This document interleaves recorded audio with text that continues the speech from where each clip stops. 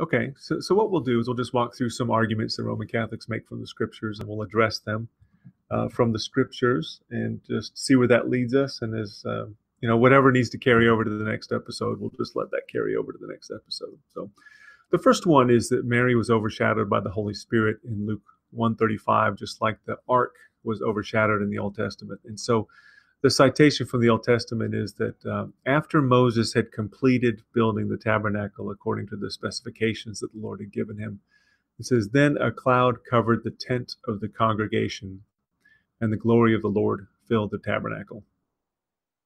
So the problem here in Exodus 4:34, actually the problem isn't with Exodus 4:34, the problem is with the Roman Catholic argument that it doesn't explicitly state that the Lord overshadowed the ark.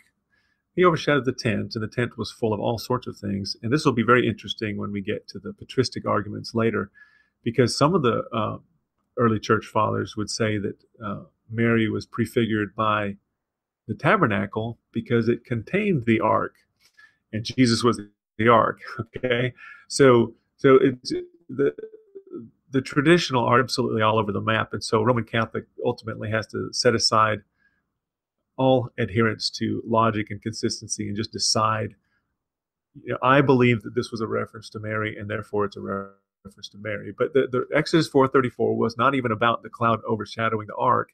And yes, it's true that the Holy Spirit overshadowed Mary to bring about the incarnation.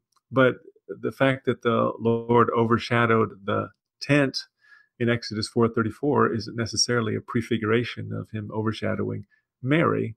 And especially since it doesn't say in Exodus 4:34 that he overshadowed the ark.